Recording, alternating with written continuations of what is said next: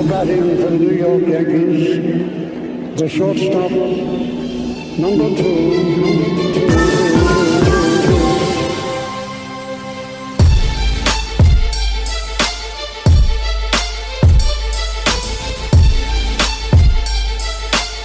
Welcome back. This is episode 179 of the NYYST podcast. I am your host, Christian, as always, joined by my co-host, Chris. You. What was that all about? A little delay there? You had a little delay because you stumbled. You're so mentally weak that when you go off your routine just a little, like last week, you can't help yourself from doing it week after week because you're just thinking about it. Like I wasn't. It overcomes you. You were waiting for it. It overcomes you. Because guess who's going to kick your ass in the game this week? Stat Guy Rye. What up?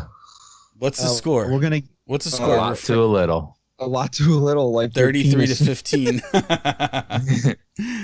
Mine being a lot. What's the score? Seriously though, what's the score? It's 34 to 15 right now. Ryan is way ahead. Chris needs a big week. We're going to do the game early this week, and we hope that you also go on iTunes and drop a 5-star rating and review. Let us know how you like the game. If you would like us to do more games on the show. I don't know what else you want to get in on it. You know, me and Ryan were talking about it because we see each other more because we're brothers.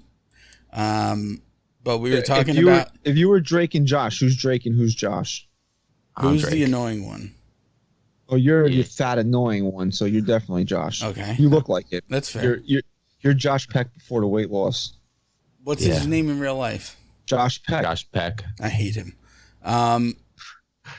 So we were talking, like, if this continues to be popular, we should do something at least a couple times a month or every show. I don't even care. But no, at least once a month where we involve the listeners. But it could be like a WFAN thing where people can sign up for us to call them during the show. And then when we call, it's the same question until someone gets it. And whoever gets it wins. You know how they do that? Like Mike Francis will ask them the same Super Bowl question 45 times until someone gets, nope, next. Okay, next one. Maybe Ryan could even do it as Mike Francesa. Yeah, sure. But I think people like trivia. I really do. I think it's very popular across the board. All right, let's go. Didn't you try that? Okay. Didn't you try that one time, Ryan? Weren't we doing something that you did it as Mike? I don't know. Maybe. I don't remember. So, Chris, I would have a bone pick with you all week, by the way. I know you're not going to admit this, but I know that you did this shit. You dubbed the old recordings of the Open on last week's Open. What do you mean? I listened to it. Unless I'm hearing shit, when I went to Stat Guy Rye, you booed or some shit? Oh, yeah, I did. No, when you came to... I booed. Yeah, fuck you that. You added that in. We've done 100. This is 107. No, I booed. This is our 179th episode, and we've opened something in post production. I know you did. No, I did not. We've been doing the same thing pretty much every open of every show, and because of your favoritism and bias towards Ryan, you break routine. Sure. Ryan, do you feel this favoritism and bias towards you? Well, maybe a little bit, but it's that, I'm not complaining about it. All right, so you guys ready? You just want to jump right into this? You want to get into the game? Dude. Yeah, let's do it. All right, so we're in week number 4. Chris can actually be mathematically eliminated, but he has promised to still play next week if that's the case. They are playing for the right for the winner to dye half of the hair of the loser the color of the winner's choice. Now, Chris, your wife was saying for us to think about the color that we want to use because you have dark hair. So she's advocating that we don't use pink, which means to me that we really should use pink, Ryan. If that's I might just do a shade, like 2 or 3 shades darker. 2 or 3 shades darker than his hair color now, so it's like people just look at him like, is something happened to his hair? Actually, right, that's actually a phenomenal idea because I am starting to gray, And do you know how bad people look when they try and dye their gray hair? And then you look at them and you're just like, that just doesn't look good. It's a botched dye job. It's just not natural. I would actually look more of like an idiot. I think you should do that. I think you should do half his hair jet black. Yeah. I like that. That's actually funny as hell because it's not. I love subtle like humor like that where people will wait and look at me for like 20 minutes and try and figure out what the fuck's wrong with me before they actually say something.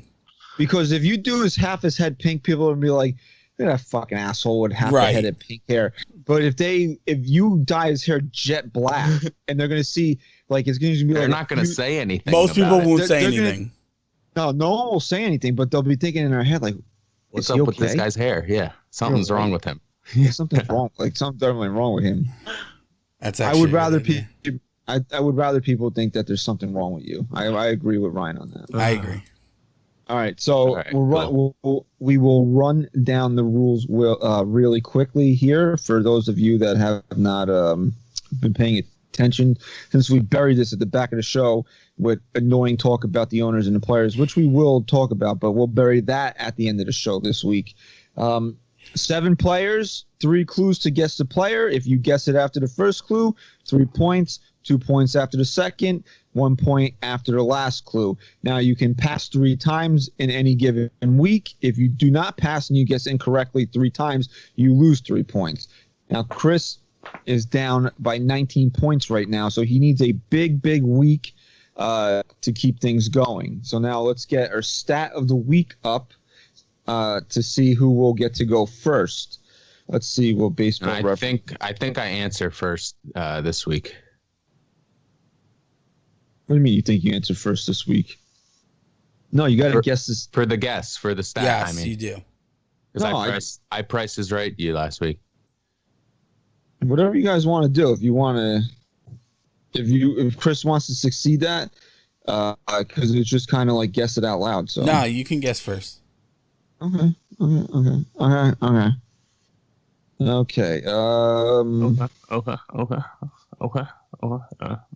Let's see here. Roger Clemens retired in 2007 after pitching for the Yankees. He threw 99 innings. What was his earned run average that year? In what year? Sorry. 2007.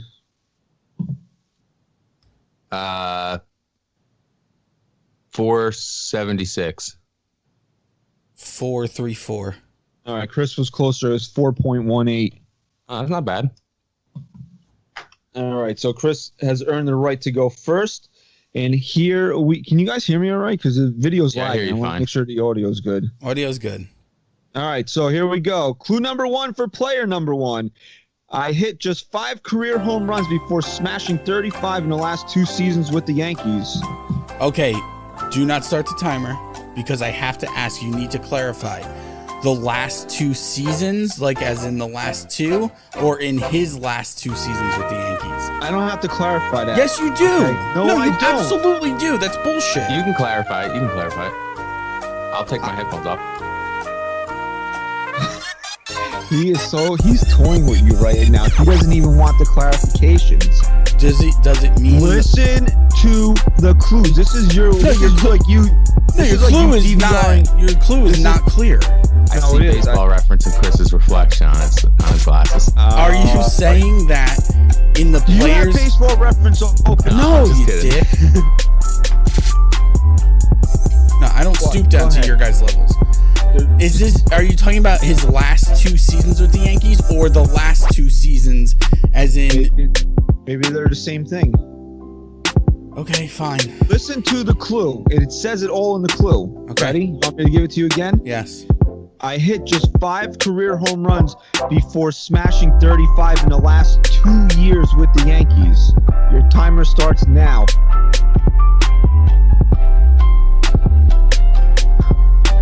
Oh, shit. Luke Voigt. Yes, Luke Voigt is. Wow, nice, Chris. I wouldn't have got that. All right, Chris is on the board. Chris is on the board in a big way here. Okay. All right, Player number 2. Here we go. I drove in 6 runs in my major league debut, which is a record.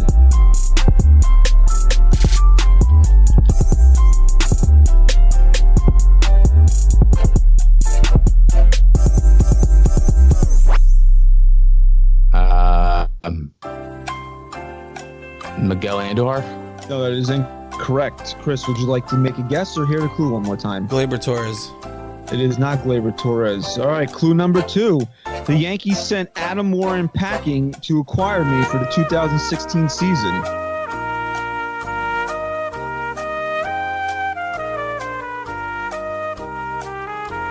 I see you fucking reading, you scumbag. Me? I see your eyes. Dude, yeah. I swear on my children. Wait, can you give me the question again now? Yeah, now he's got 20 seconds. You guys can't talk while I'm trying to answer a question here. Jesus, it's like golf. All right, here we go. The Yankees sent Adam Warren packing to acquire me for the 2016 season. What?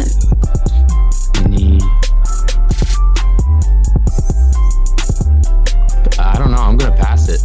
All right, Ryan's gonna go hit up with a pass on player for this round here. All right, Chris, you want to hear the clue again, or do you want to make a guess here? No, give it to me one more time. The Yankees sent Adam Warren packing to acquire me for the 2016 season.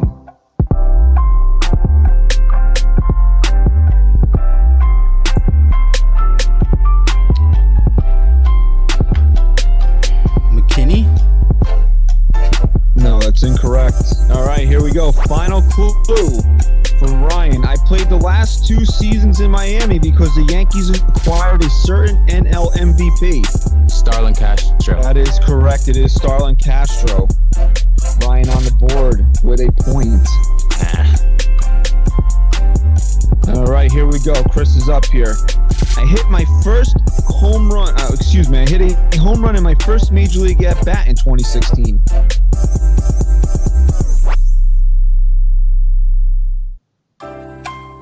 Tyler Austin. Yes, it is Tyler Austin. Damn.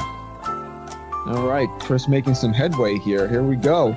We got player number 4. Who's up, Ryan? Yeah, I'm up. I pitched for 4 teams across 9 seasons before coming to the Yankees in 2015.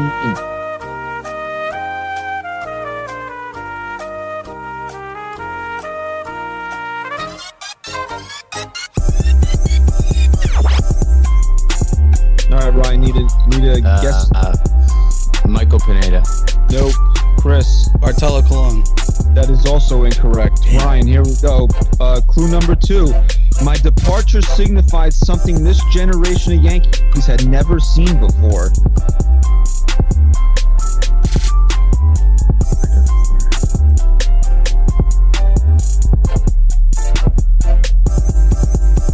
All right, Ryan, what do we got here? I'm passing. All right, Ryan's going to go with another pass for player number 4. Chris, you need to hear the clue one more time? Yes, please. My departure signified something this generation of Yankees, this generation of Yankees had never seen before. I'm not allowed to ask for the first clue again, correct? That is correct. You're supposed to have that in the back of your mind. These clues are all connected.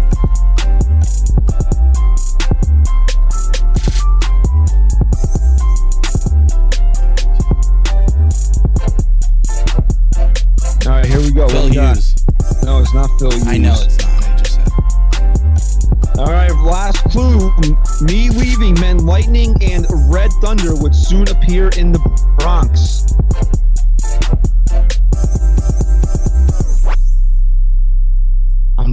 I'm blanking on who this is. I knew it was that trade. All right, we need an answer, Ryan. Damn, I throw out a name. David Robertson. It's not David Robertson. Andrew Miller. It is Andrew Miller. Wait, what was the first clue? I was thinking a starting pitcher. Why didn't I just say Andrew Miller? All right. Chris has got 7 points here, so he's closed the gap to 35 to 22 right now. He's in the game. Not bad, not bad. All right, here we go. Who's up? Me. All right. I only pitched 7 seasons in the big leagues and spent all of them on both sides of the rivalry.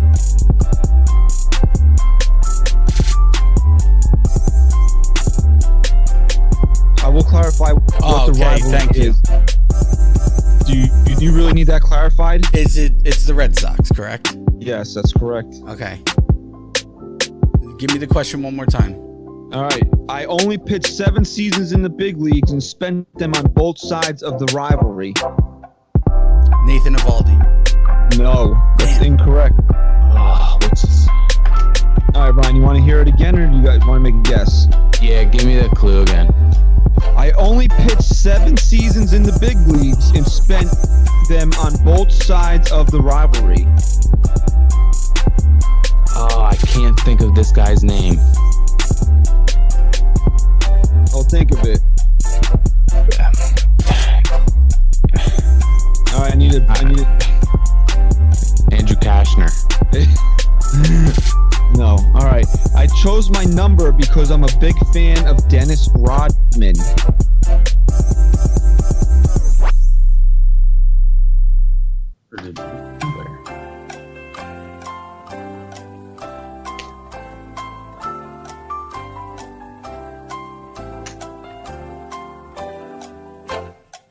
All right, Chris, time's up. Throw something out there. Pass or give me a guess.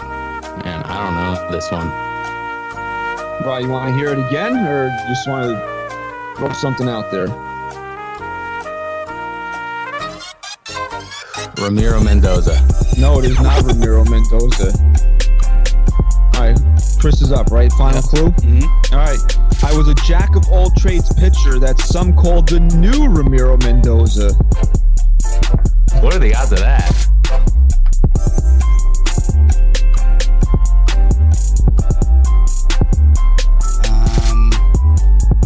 Mike Myers? No, that's incorrect. You passed this round, right? Yeah, so no. Ryan, do you need to hear it again? Yeah, give it to me again, but I have no idea. You stumped us on this one. I was a jack of all trades pitcher that some called the new Ramiro Mendoza. I feel like it's this guy. I just can't think of his name. And if it is this person, he was just playing on the Yankees recently. And he didn't make the team. He was in spring training, but I don't know if that's him. I don't know, man. All right, guess or pass? Do I have a pass left? Yeah. You do. All right, yeah, I guess I'll pass. All right, so nobody earns points that round. First time ever. I was thinking too far back, I think. Just throw a name out there if you. I really you stumped me. Alfredo Aceves. Oh, I forgot about him. Oh my God, yeah. 91? 91. That was Dennis Rodman's number? That was Dennis. I couldn't think of. That was a really good clue, but I don't know enough about Dennis Rodman to even. Oh, damn. Tough week. For you. All right, who's up here? Ryan. Me. Ryan. My first major league hit came in the Kingdom.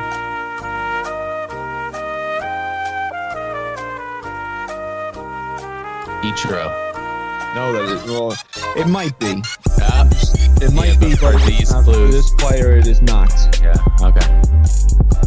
Chris, do you want to hear the clue again, or do you want to make a guess?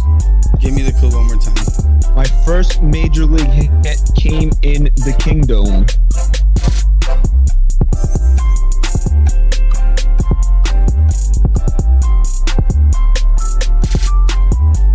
Tina Martinez?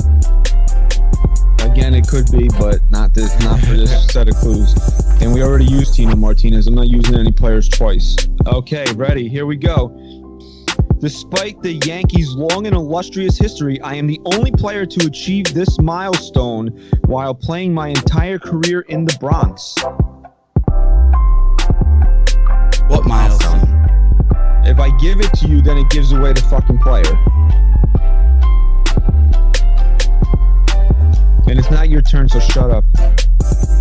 Melky Cabrera? I'm so pissed, dude, because I wish I just went with my gut because I was thinking back to the playoffs of 95, but I was like, no, I'm pretty sure the debut hit was in Cleveland and blah, blah, blah, but it's Derek Jeter. It is Derek Jeter, yes. He's the first person to come to my mind because I knew he got into that game, but I just, for some reason, when he played his first full game in Cleveland like that in 96, I could have sworn that was his. No, he didn't play his first full game in Cleveland. He played plenty. He played enough in 1995. He just didn't lose his rookie status. Whatever. I guess that's what I'm thinking of then. All right, so here we go. Final player for the week. Who's up? Me or Ryan? Me, right? You. All right. Ozzie Guillen certainly didn't miss me when I was traded to the Yankees.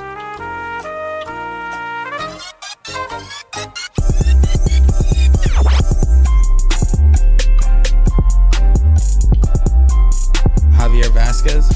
No. Ryan, you want to hear I think I know this because I think there was a history where this player didn't like Ozzie Guillen. They didn't get along. And Nick Swisher. It is the Swisher Sweep. Boom, Sneaky baby. Swish. Boom. So you got 4, right? All right, so here we go. The tally at the end of week 5. Ryan adds 4 points to his total for 38. Chris with a big week with 3, 6, 24. 7, 9 for 24 points. Chris is down by 14. It's a tall mountain to climb, but he's still alive for the final week. Next week's it. That's it. Yeah, there's 21 possible points on the line next week. Ryan just got to really kind of hold his own here. Make sure Chris doesn't got to hold this lead. It's like a big lead. I just got to contain it. When Ryan's just got to really, if Ryan knocks out 2 of the questions that he gets on the first try, Chris is toast. That's it. That's all he's got to do. At least we have a battle going in, and I promised you that we would. So I'm a man of my word. Good job this week. Good job. I can't believe you guys were stumped on Alfredo Cevis. Yeah. There's just certain players that even if you love them, you just forget they exist.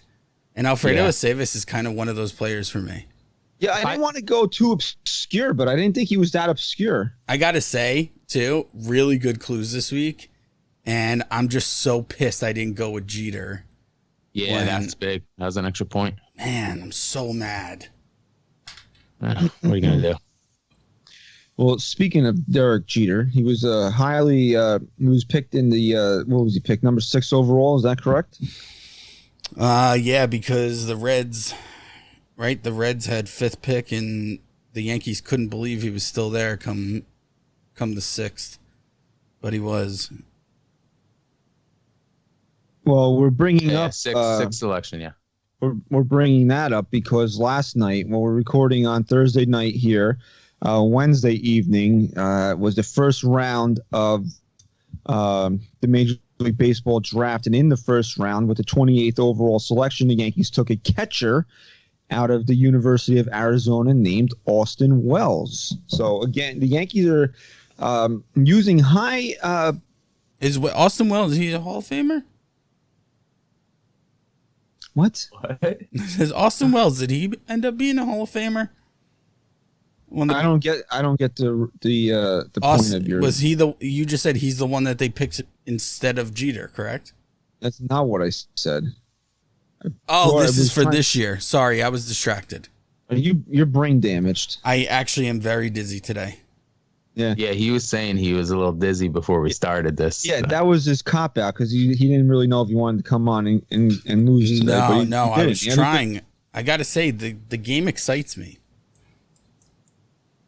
So on Wednesday night, the Yankees used their first round pick on catcher Austin Wells out of the University of Arizona. This is a bit of newsworthy because the Yankees have been using a lot of high draft picks on catchers lately with Anthony Siegler and who else? Ryan, look that up. Who else did they recently draft in the first, second round as a catcher? And also, I did not know this, but 2 years ago, the Yankees actually drafted Wells in the 35th round, but he decided to go to college, which kind of worked out for him because you kind of get a lot more money when you're a first-round draft pick as opposed to being a 35th round draft pick. Well, I was thinking about it, right?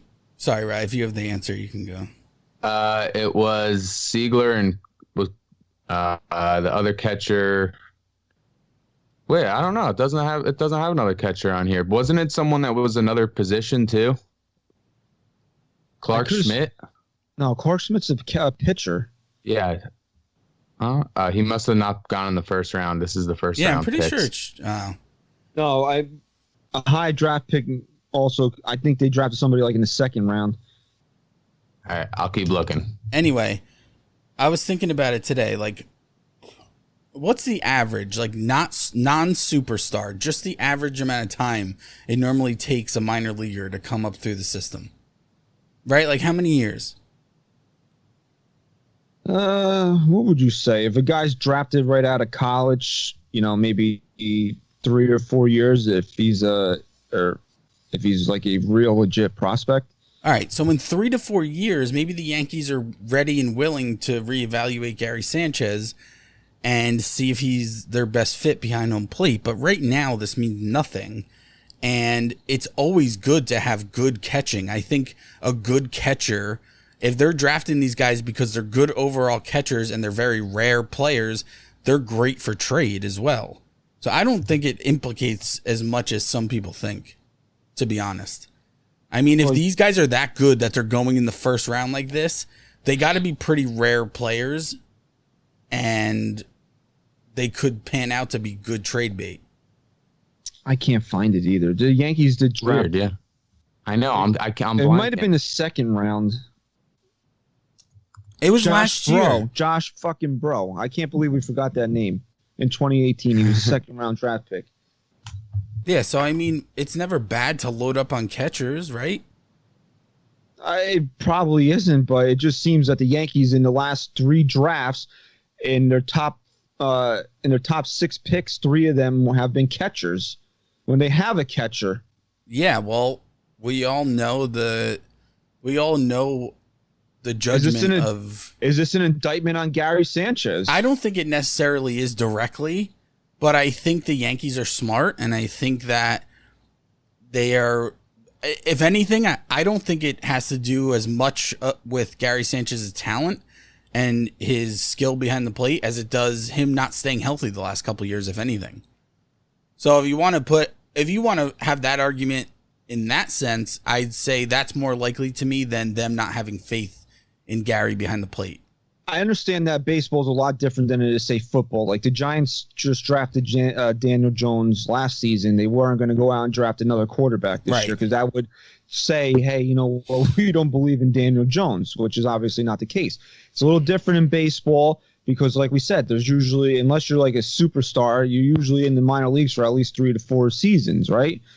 So, but in those 3 to 4 seasons when, Josh Bro was drafted or Anthony Sealer was drafted, you're still thinking that Gary Sanchez is going to be the starting catcher for the New York Yankees. And now Austin Wells drafted in 2020. Are you thinking that Gary Sanchez isn't going to be the starting catcher in 2024? Is that a possibility? Listen, it's definitely a possibility. I don't know. If Gary Sanchez doesn't, and I'm not talking about his defense behind the plate because I think he's shown me enough where he's just worked really hard to be a good catcher, and he's got got one of the strongest arms in the league. I think if anything, if Gary doesn't start stepping it up in postseason spots the way we need him to, I think that's where Gary's going to hurt come 4 years from now or whenever he signs a contract again. When does he resign? Next year? When does he become eligible to? He's not a free agent until. I think he still has another 2 years of arbitration. Let's see here. I'm on Spot Track right now. We'll take a look here. And I mean, here's the thing: if you didn't have Stanton on this team for 400 years, he's a free agent after the 2022 season. All right. If you didn't have Stanton on this team... that's, I didn't even realize that. So, yeah, maybe in 2024, 2025, the Yankees will be looking for a catcher. Maybe they don't want to... Maybe they get to a point where they say, we don't want to pay Gary Sanchez top catcher money. Listen, you never know. We've said this about Gary a lot, and we've each had our own kind of theories as to why, but Gary has never become that player that everyone loves, which is very rare when the Yankees bring a guy up from within the system. It's very rare that fans don't take when they're as good as Gary Sanchez has not gotten the quote hometown discount, if that's something that you want, or the hometown love from this fan base for whatever reason. I don't know what it is. People, and now Aaron Judge is starting to feel it too, because people feel that the guy can't stay on the field, which to a degree is true, but also not totally his fault. Yeah, look, I mean, we've seen in this entire country that loyalty is kind of a thing of the past when it comes to something you love and how quickly you can hate it. I don't think you're going to have a player like Derek Jeter ever again that's not only beloved by everyone within your fan base, but throughout Major League Baseball. You see how quickly people turn on Judge. You know what the issue is this might sound crazy, but a lot of it has to do with friggin' analytics. People can poke holes in everybody's game, and you're always gonna have that analytics crowd out there that doesn't like a player because he doesn't pop off the charts with his numbers. Whereas in Derek Jeter's day, even though he retired 5 years ago, this stuff was not prevalent like it is right now. Yeah, I think that's fair. And that's why you hear it now, post-career, about how he sucked as a fucking shortstop, right? Right, which is idiotic. But I think, to be fair, when it comes to the Yankee fan base and it's someone who comes up to the system and is successful right off the bat, I think their biggest gripe really with anyone is the health lately of these players. Like, if you can't stay healthy, no one cares how good you are or how awesome you are off the field as much as you are on the field. If you can't stay healthy, no one has any patience for you. And in some cases, I think it's justified. Okay, so would you rather have Aaron Judge for 100 games or Shane Robinson for 155? Oh, listen, I'm not part of that. When it comes to guys like Stanton right now, I'm like, okay, let's fucking go, right? When it comes to Gary, come on, let's fucking go, because it's been too. When it comes to Judge, I think you have to be a little more fair when it comes to him, because he's got to be your guy, right? You got to have a guy and you got to stand behind him. So he's our guy. What if that guy is not him? What if it's not him? He's got to be right now. He's our guy. Why not? Because we dubbed him our guy already. What if the guy's standing at shortstop? Glaber. Listen, maybe that happens, but then you know what? Shame on the Yankees for the judges' chambers and all this superstars? Shit. Shame on the Yankees for having two superstars. No, shame on the Yankees for advertising Judge as if he's the next friggin' god of baseball, and doing that to him and to us. I mean, he's our guy. We got to stand behind him. And if he can't stay healthy, listen, he had a freak injury that took him away a couple years ago. Other than that, now we've been dealing with this shoulder and now a broken rib, which didn't end up as a collapsed lung as well, and he's still not 100%. Not from the lung. The lung is fine. Yeah, but he broke his rib or cracked it playing hard.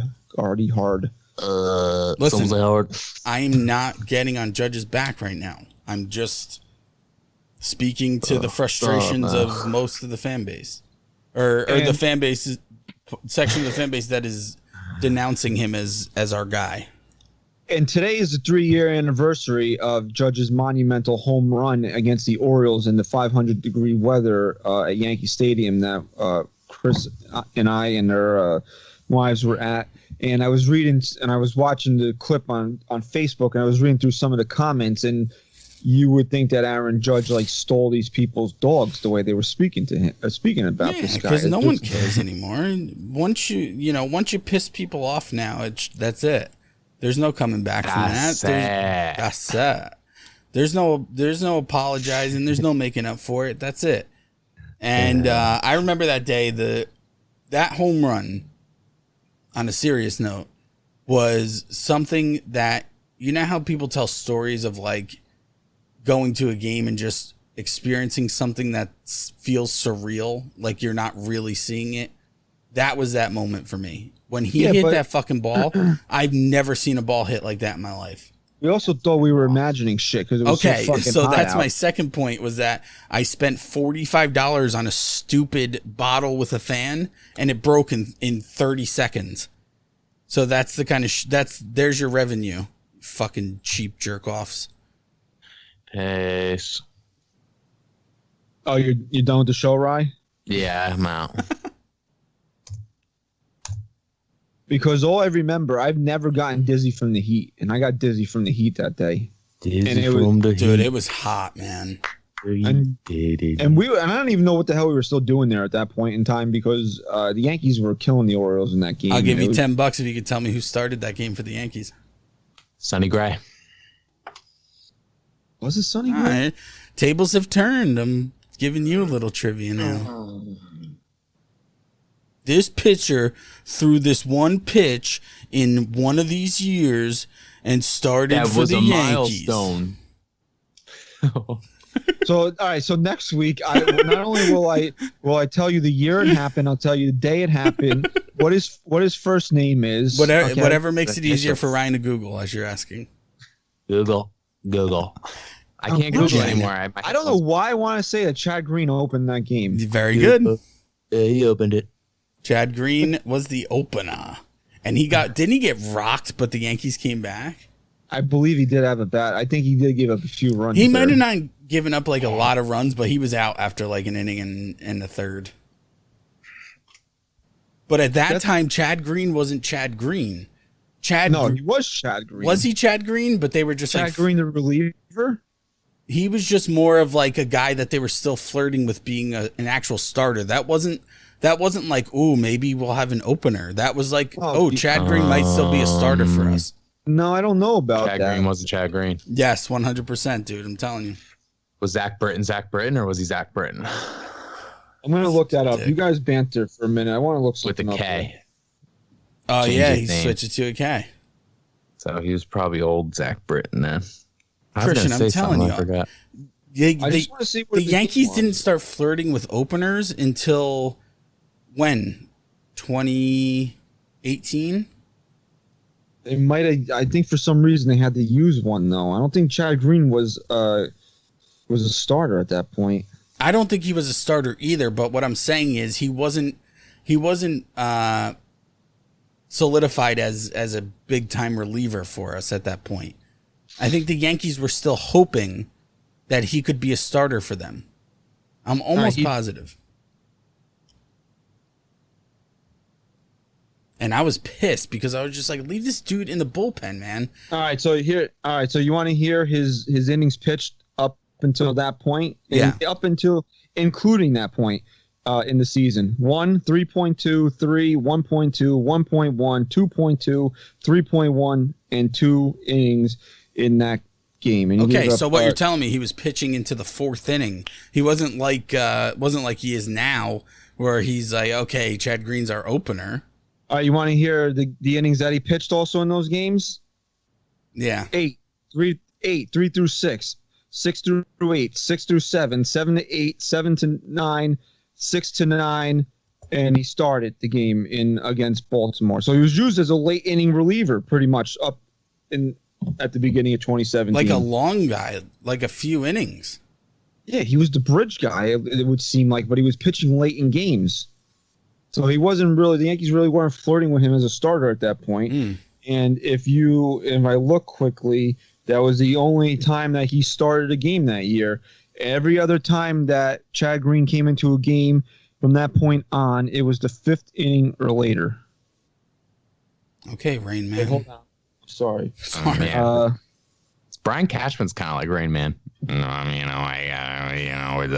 he has I'm sorry, but he did. That was the only time he started that year, and he did have a couple games where he appeared in the 4th inning. But that was it. And his longest outing of the season was this person pitched in the 4th inning for the Yankees. Was the second and third. Was the second and third outing of the year. He pitched over 3 innings. Other than that, he was under 3 the whole time. All right, we get your point. You won. I was wrong. He plays hard. He plays hard. Oh, I'm Chris. I know everything. But meanwhile, I just said I could have sworn you got slowly rolled it. You know what's going to be really sad? When Gardner doesn't play another game of pinstripes.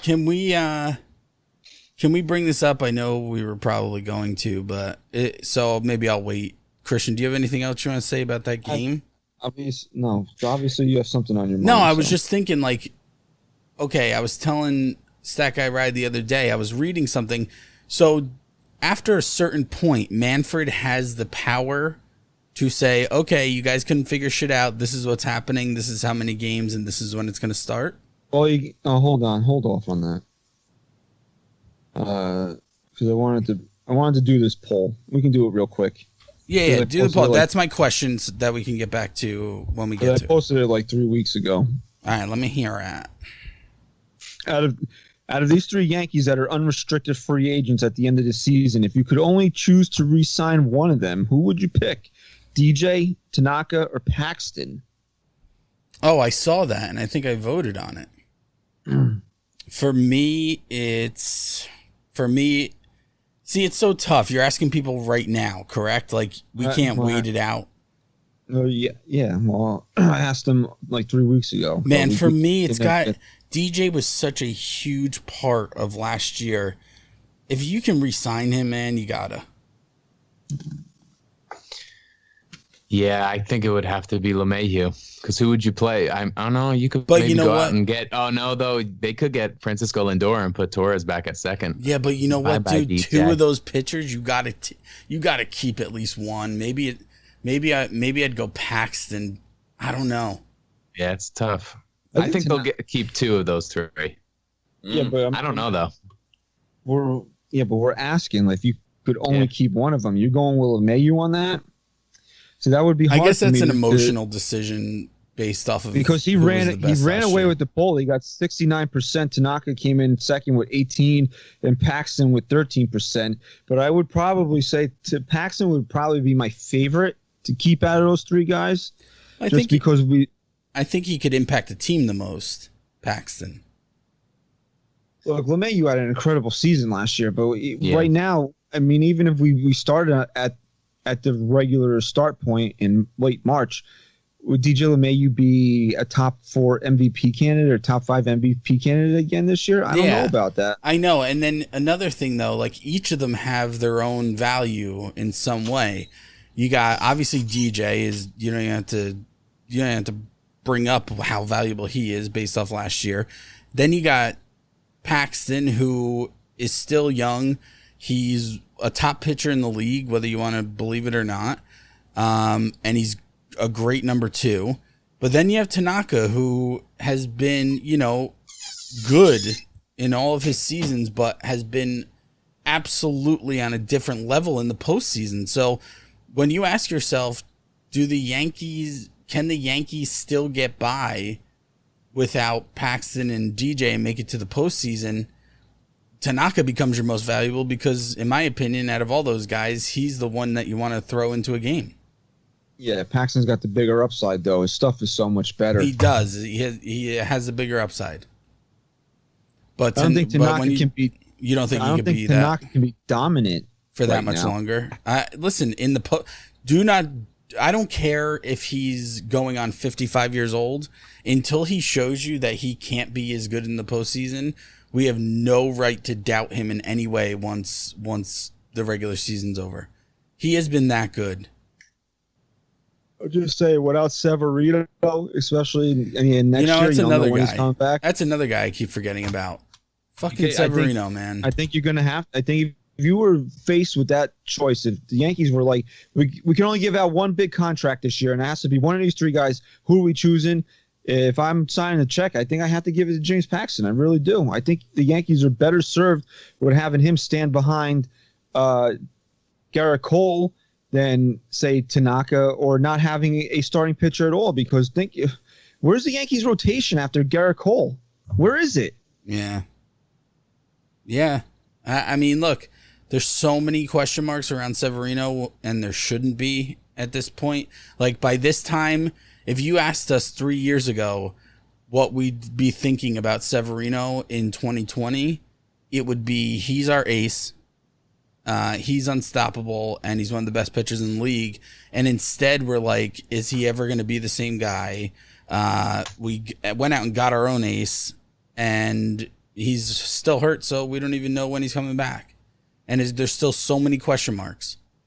Because you'd be looking at what mid 2021 before you see Severino, and he's not going to jump back in and be a top level pitcher. At that point what's so sad? When did he have his first full like really big season? 2017.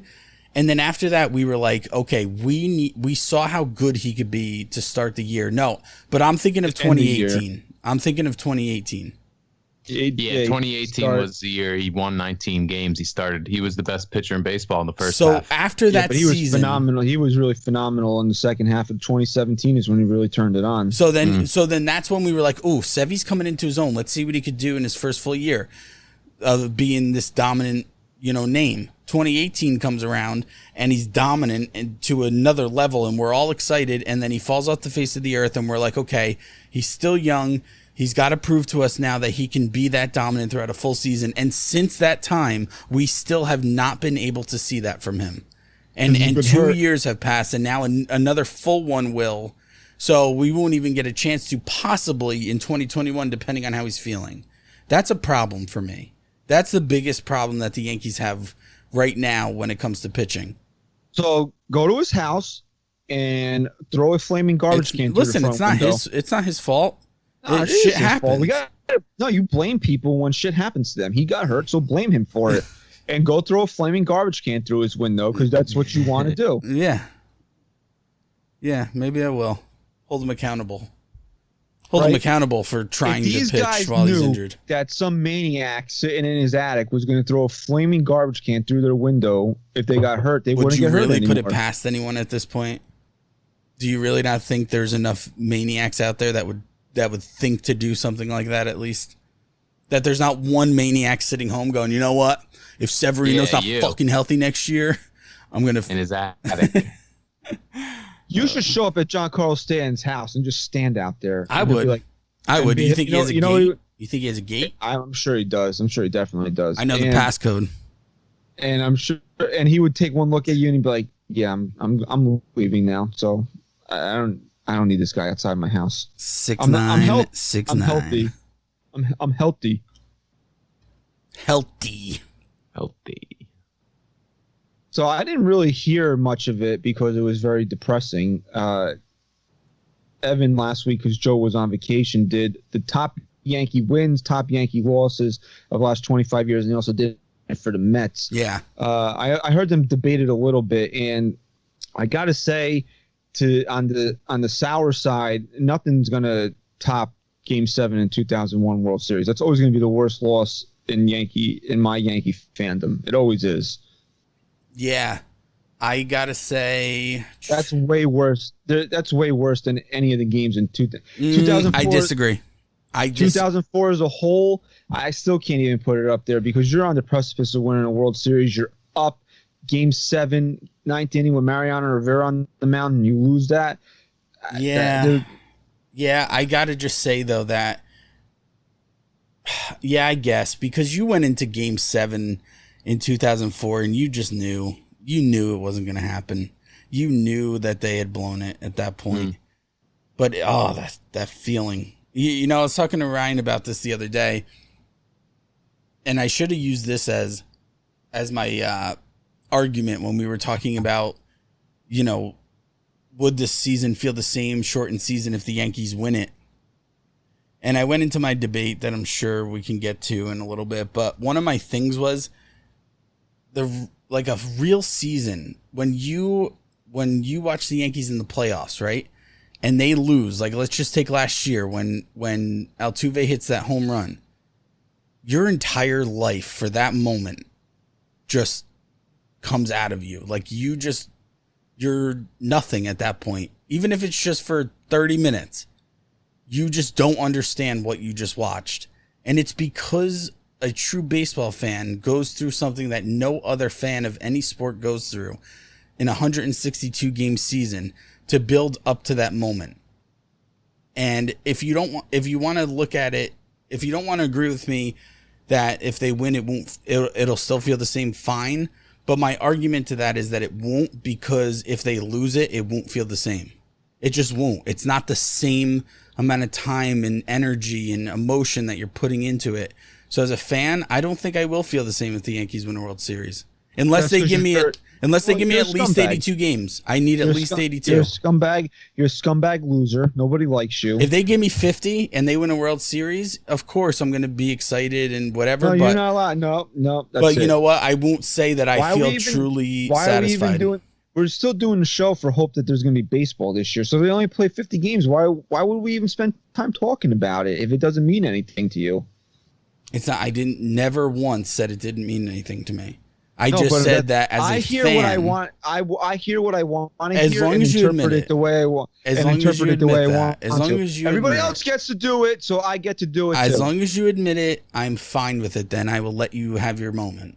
I don't want my moment. I just want to ridicule you for saying that 50 games doesn't matter. So why should we even spend time talking about it every week? But like my debate should have been this to you back when we had it, right? If a baseball team. Yeah, we got spoiled in the late 90s, early 2000s. But if a baseball team only wins one World Series every 10 years, I don't want this year to be one of my 10 years. I want a full fucking season where they grind it out, up and down, back and forth for 162 games and fucking really earn it. You know? If this is going to be my one World Series in the next 10 years, I don't want it. That's my point. And listen, I'm assuming in my head at this point, there's only going to be 45 games. And if that's the case, I'm not saying don't give me baseball. Always give me baseball. I'm just telling you how I'll feel. I want it. Take it back. Fuck you. You are a scumbag. You are. Look who's talking, bro. Because you know what it is? Here's what people like you do.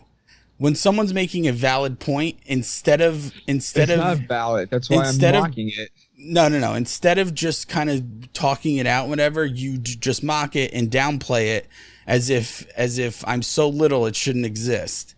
It shouldn't exist, Danny. And listen, it's my opinion. I feel what I want to feel, and I'm entitled to that. Everybody's entitled to everything. Yeah. So I guess you're entitled to your opinion. It's fine. You can have it. It's a dumb opinion because you just told me that 50 games doesn't matter. World Series doesn't matter. Never said any of that. It doesn't count.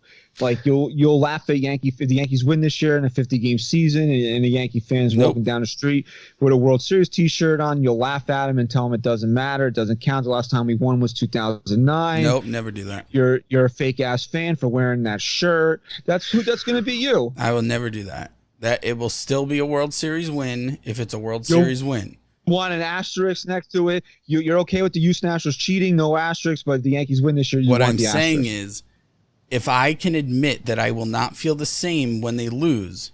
But you don't know that. You're telling me that now. You don't know that. I'm told you what I tell you weeks ago. Once the games start, it doesn't matter if there's one or fucking 100 of them. Once you put your heart and soul into that one fucking game or 100 games or whatever it is, once you dump all your emotions into it and they don't come out on top, you're gonna hurt. It's gonna hurt you. You're not gonna walk around and be like, oh, they played 20 games this year. Who cares? You're gonna be fucking devastated. I'll be optimistic then. Now somebody took it away from you and gave it back to you, and you didn't get what you wanted in the end. I'm gonna be optimistic. Worse. And I'll look at it glass half full, what you're doing for the first time in your life, and I will say you're probably right. But let me tell you something. Well, let me tell you something, brother. In 50 games, we know better than any other fan out there that in 50 games, a team is not solidified. You are going to see playoff teams that should not be there. And you are going to see teams that miss the playoffs that should be there. You know what? Oh, well, that's the rules that we're playing with this year. And you know what? If the Yankees aren't one of those teams after 50 games, I'm going to be pissed off. I'm going to be mad about it. I'm not going to be like, oh, they only played 50 games. It doesn't matter. That's not how I'm going to feel about it. I'm like, I waited 3.5 extra months for goddamn baseball. Baseball came back, and the Yankees weren't even fucking good enough to play in an expanded postseason in 50 games. That's going to aggravate me to no end. I'm aggravated. Don't tell me that, in 50 games, I won't feel anything. And after they lose, I'm going to tweet it.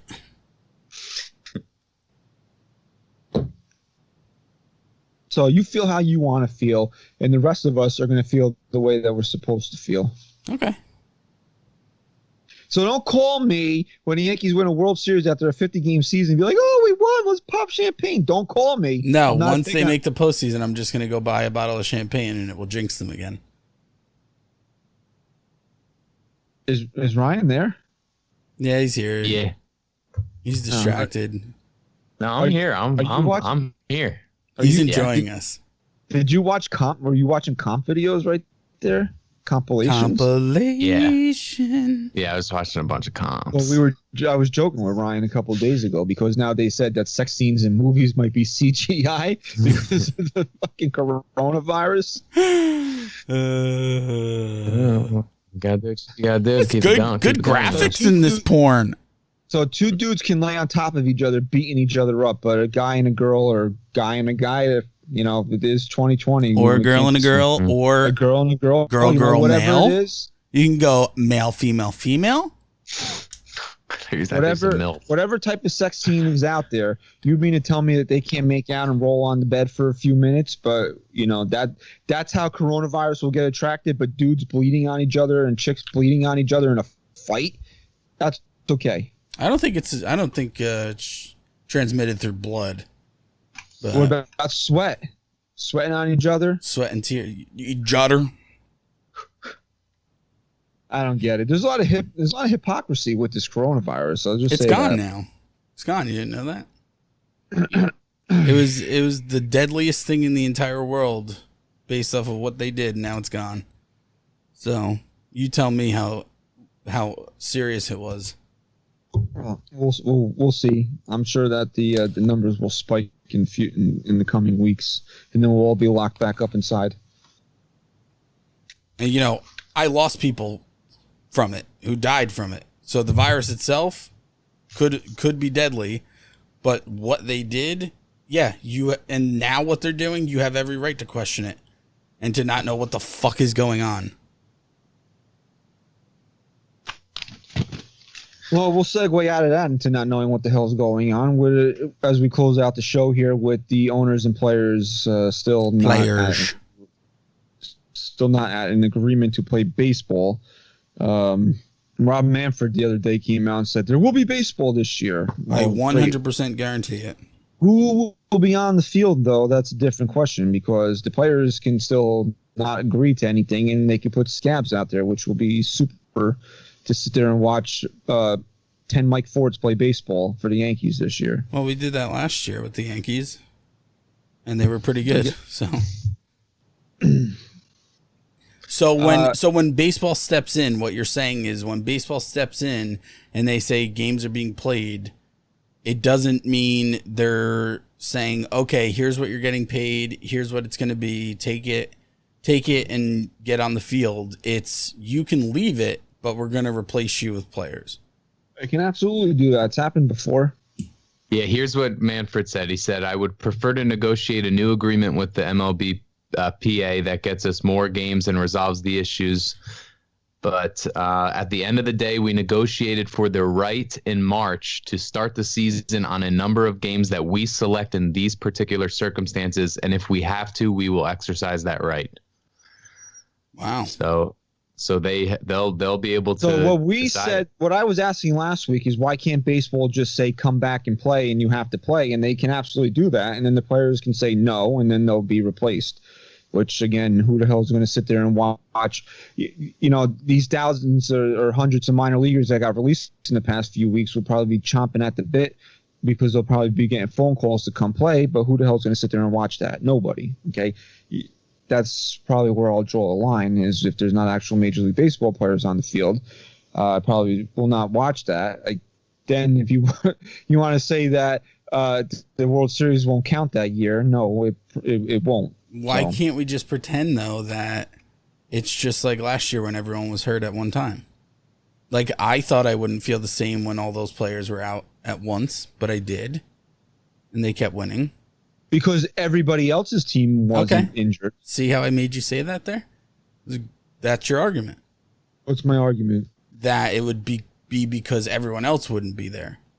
Exactly. You were bringing into the context of one team. The league as a whole was still operating under normal circumstances last year, and you still had enough smattering of regular Major League Baseball players on the Yankees last year for it to still be something, whereas you just have nobody in any team this year. It's not the same. Not only the analogy you're trying to make, but it's not the same thing. No, sometimes in a good show, you have to think what some listeners will think, and they wish you would bring it up. So I brought it up so that you couldn't give that argument. And it's very valid. If there's every team the Yankees are playing are a bunch of fucking no-names, then it becomes a pointless season. I mean, nothing to be excited for. And baseball is better off, seriously better off, just not doing anything at all. I mean, Ryan was pretty worked up over this, by the way, over the weekend.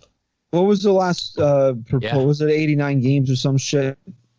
89 will feel like a legitimate season to me. Who proposed 89? The players. I think that was the last I heard was 89 games. I don't know what side it came out on. Apparently, there's an opening day date out there. Yeah, they said July 10th now because they can't get together in time to open on July 4th weekend, which just sucks because that would have been great July 4th weekend to have baseball, because apparently I heard this on the Fan yesterday or 2 days ago that they need 3 weeks to get the fields ready to play, and that includes adding social distancing provisions into the locker rooms and whatever else that they have to do. So they need 3 weeks to do that, and apparently instead of doing it now while we're still sitting on our hands waiting for baseball to come to an agreement, they're not going to do shit until the agreement's made. Don't you think that the CDC has come out enough and said, yeah, it can still transmit through people who aren't showing symptoms, but is very rare? Don't you think we can lighten up on that a little bit? Like, if you're not feeling sick, that there's not as much preparation that has to go into keeping the players apart? Like, are we still going to have no high fives and no celebrations because of it? I mean, we gotta at least come to a point where we're listening to the new developments of this bullshit and be like, okay, maybe we can still start July 4th as long as they come to an agreement, and we'll work things out as we go along. Well, I don't know if you heard this morning on Boomer and Geo, but Jerry Recco is very into travel Little League teams. Like, he coaches them for his kids.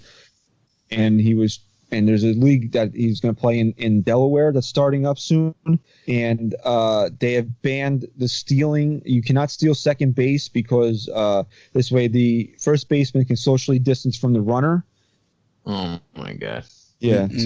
No. So you can't hold on this way. You can't hold on the runner, so he's not allowed to steal. And also the catcher must be 6 feet behind home plate. And if you don't feel comfortable with that, then your team can play without a catcher. No. Listen, man. If you're gonna give me that bullshit, just stop. I don't want it. I didn't say this was happening in Major League Baseball. I'm saying in anywhere. This is a little league. This is a youth league in Delaware. It's the dumbest thing I've ever heard in my life. So what is it as a pitcher, as a former pitcher? If there's no catcher there, how do you pitch? It's not the same. They shouldn't even have a pitcher. It should just be a machine at that point, like a batting cage. And listen, the catcher going 6 feet back or whatever sounds really stupid that this would be a big deal. Maybe not as much in Little League, but do you know the psychology behind a pitcher? Then where's the umpire? Behind a pitcher hitting that glove from 60 feet 6 inches in major leagues? Like, if they were to suggest that in some way on a pony league level at that point, like not hearing that same pop, not reaching your target the way you're normally used to, you're not playing baseball at that point. You're playing some fucking stupid altered version of it. So don't play it. If you had to pitch without a catcher, how would you pitch? Would you just throw it down the middle as hard as you could? I wouldn't. I would tell them to go fuck themselves. I don't know how you would do that. Like, how would you set up your breaking pitches? I mean, I'd still strike people the fuck out, but I would not do it. That is the dumbest thing I've ever heard. If you're that scared for the kids' lives that they'll get this thing or spread it or whatever, then don't have baseball. It's not that important. If it's that serious to you, after all the data that's come out that people don't even care to read, that if it's that serious to you, then why are you risking it for Little League Baseball? Serious? Like, seriously, come on. I worked for this Egyptian pizza man, and I only... How do you know he's Egyptian? Because his name was Egyptian. You asked him? I know what his real name is, and if I try to say it, it's going to come off racist, so I'm not going to do it.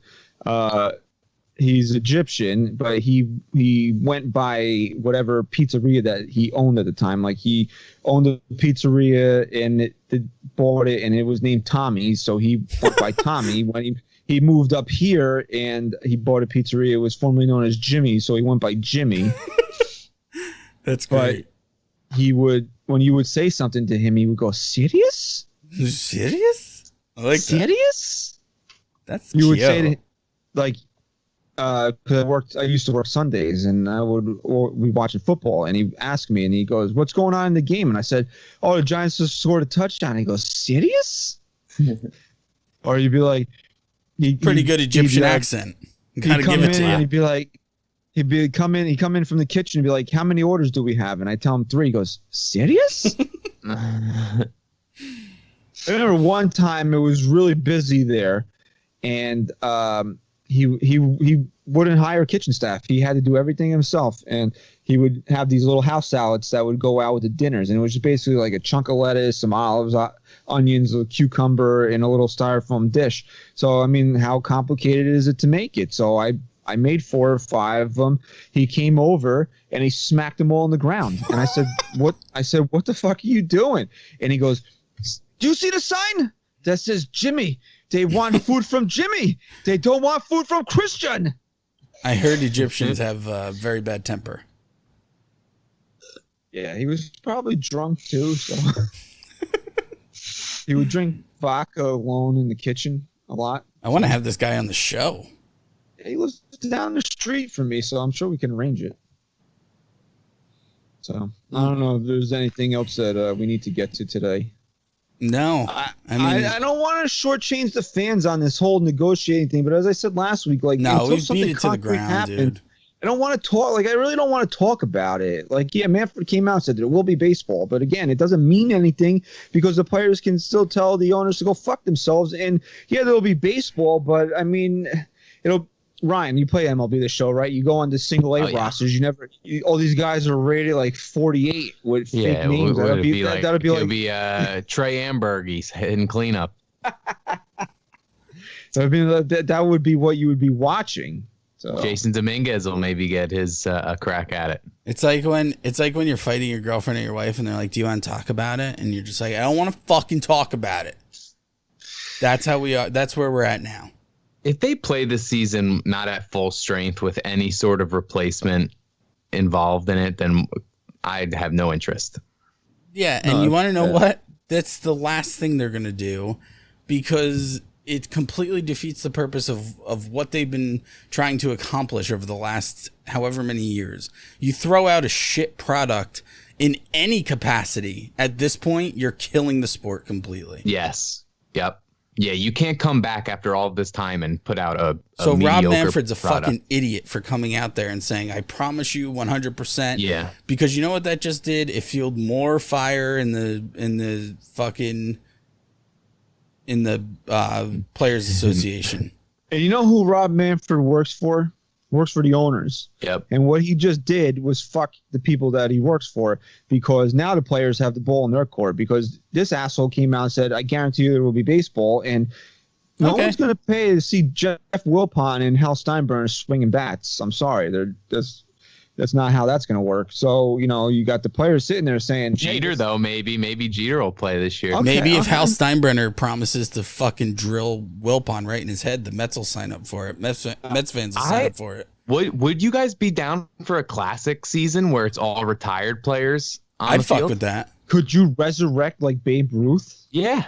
So this is a video game. This is a video game. Like, I don't know, like do some alien shit, like in Justice League where they put Superman in that alien water. Yeah, sure. Just like that. Yeah. That's how you would bring Babe Ruth back to life. How else you going to do it? I would think about it, man. We'll talk. We'll figure something out. All right, so I don't know what else we need to figure out, but we'll figure out some for the show next week when Chris officially loses the game. He thinks he's in it right now. Yo, let me tell you something. Yeah, you're down 14 with 7 questions left. You'd have to go perfect, and I'd have to miss everything. Love the underdog, right? I love it, and I love being one. Okay, I love when everyone doubts me. So you're doing yourself really wrong right now by fueling me, because I promise. So if Ryan gets the opening stat right and nails the first question on the 3-pointer, I mean, then you're done, dude. You're done. Because you wouldn't be done, but you'd have to go perfect. 6 for. You'd have to go. You'd have to go 6 for 6 and hit everyone on the first clue. You have no margin for error. Bro, None. I got this. You would have to score on average 2 points on every question. Yeah, dude. I'm actually good at math. I got it. Yeah. I just want to put it out there for you to understand how tough this is for you. Put it out there. Put it out there. I'm gonna keep smacking it the fuck down. I'm the underdog.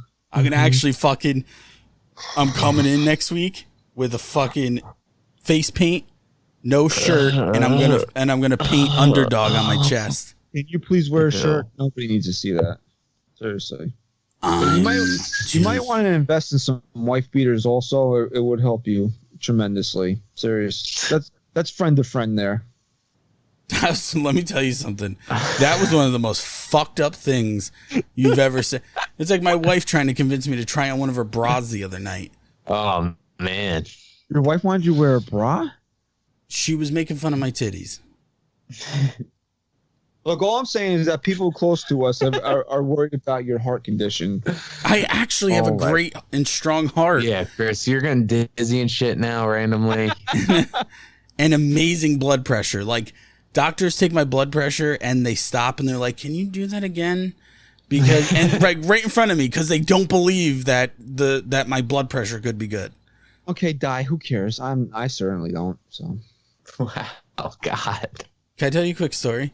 I went to a doctor once, like last year, and it was my first time there, and she weighed me, and she sat down, and she looked at me, and she was like, "Okay, so you're pretty overweight." And I was like, "Yeah." And in my head, I'm going, and then her next words are, "Okay, so how's your blood pressure?" And I'm like, "Did you just go out of your way to fucking tell me I was overweight as if I didn't know, and then not even give me any like medical suggestion?" My God, that's funny. Ryan, why don't you whip him into shape, bro? Seriously. No, I'm starting the carnivore diet next week, dude. Carnivore diet. Do you want to start shooting with me? Yeah. I'm gonna carnivore diet. Yeah, we could do that too. That'll get us. The carnivore You're diet. Carnivore. I'm herbivore. Hell yeah, bro. Carnivore diet. It works. Someone I knew from college just lost 200 pounds over the last 4 years on it. Is that keto? It's like it, but it's much more effective. All right, why don't you just try working out? Maybe that'll be effective. No. So fad diets is not with me. It's not a fad diet. It is not a fad diet. If it has a name like carnivore diet, it's a fad diet. Before you start making assumptions, why don't you actually do your homework first, and then we'll have an educated discussion about it next week. Look, if you put a fancy word like carnivore in front of it, it's a fad diet. Okay. I can stand to lose 20, but you know what? I can lose 20. Let's do a challenge. Let's do a weight loss challenge. But you know what? You got to go downstairs in your basement, and you got to go run every couple of days. You got to go pump some iron. You got to go do something about it. Not just go on some stupid diet and think that's going to change your life. You got to get in shape, bro. You got 3 kids you got to chase around. Since when the fuck did you become so concerned with my life? He's a dad now, You're telling me what I gotta wear, how I gotta fucking stay healthy. Why don't you shave your fucking face? Why don't you die then? Okay. He will be dying after next week. His hair. That was good. That was a good setup, Ryan. That was like Stockton to Malone right there. Yeah, that was. All right, so let's wrap up the show here. We want to thank everybody for listening to episode 179 of the NYYST podcast. Chris, please don't get your panties in a bunch. I want you to be healthy and live long enough to, not die. I'll buy some wife beaters next week for you. Thanks. Yeah, at least live one more week so I could beat you at something. Yeah, live long enough for Ryan to embarrass you on the show next week. He's going to go downstairs and cry to Meg now. Probably. Yeah. Nah, Look, they made fun of me. Fuck you. All right. Thank you for listening. Episode 179. Please follow us on Twitter at NYY Sports Talk. Go to our MySpace page. We have one mutual friend, Tom. All right. Thank you for listening. This has been episode 179 of the NYYST podcast. Stat Guy Rye. Yo, Yanks. Chris, say goodbye. Peace.